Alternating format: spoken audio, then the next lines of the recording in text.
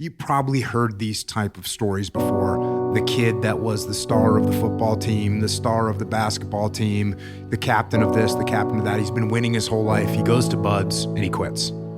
Because in Buds, you're not going to win. You're certainly not going to win everything. They're going to find what you're not good at, and they're going to exploit that, and you're going to lose. This is what happens. So a lot of guys that may lose and it disrupts their motivation, they're probably just going to quit. And so that's why you get this massive attrition rate with guys that are studs. I mean, we're talking Division I athletes, Division I wrestlers, Division I football players, Division I runners and swimmers. They all come to Buds. They all quit. Not all of them quit, but there's plenty of examples of the highest level of collegiate athlete in sports that translate very well to what you're doing in basic SEAL training, and they quit. And sometimes it's because they don't know how to lose, they don't know how to recover from a loss, and they're just so I think already once you get to a SEAL team, you've got people that are, generally speaking, going to be pretty resilient when it comes to dealing with a loss. Not only that, I mean, you just get used to you talk about losing people. You're friends with this guy. You meet this guy in SEAL training. Hey, this guy seems like a stud. Oh, he's just going to quit.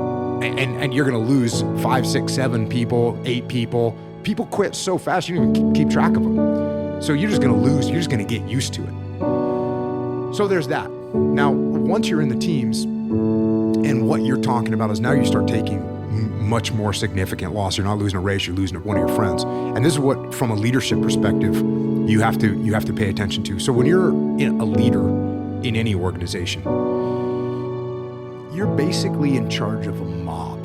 When it comes to what their morale is, they're a mob, and they feed off of each other just like a mob rioting in the streets, going, oh, we can break this window, let's break all the windows, and they move this mob mentality. And that happens with morale inside of a team. And you as a leader can't get caught up with the mob. You can't let that happen. You have to detach yourself from the mob mentally so that you don't get caught up in their emotions and their morale. Because if you get caught up in their emotions and you get caught up in their morale, you can't correct it. So we go out on a mission. The mission goes great. We get into a gunfight, kill a couple bad guys, everyone's okay, high fives, everyone's feeling great. You come back to base, hey, we don't need to debrief, that was perfect. Hey, we don't need to get our gear, maintained. We can just go to bed, we're awesome. That's when the leader has to say, oh, we've got the mob, and the mob is becoming slightly arrogant. Hey guys, real quick, that was a good op, but there's some things we could improve upon. You gotta bring that mob back and bring them back to center line. Same thing in the other direction. You go out on an operation, it doesn't go well. You go out on an operation, you take casualties. Now you come back to base, you see guys moping around, you see the spirit starting to break, and same thing. If you're part of that mob, you'll be with them, your morale will be breaking, your spirit will be breaking. You gotta look at them and say, oh, I see what's happening. Hey guys, listen up. That was tough. Didn't go the way we wanted it to go. We need to learn some lessons. Here's some things I can do better. What can we do better to make sure that never happens again? What can we do to make sure we have the opportunity to go out and avenge our brother on the battlefield? What can we do to move this thing forward? So as a leader, when it comes to winning and losing, you're generally going to be the person countering what the mob mentality is. Because when the mob starts winning, they want to keep winning and they might get arrogant. When the mob is losing, they might start to lose more because their attitude goes down the drain. So that's what you have to pay attention to from a leadership perspective.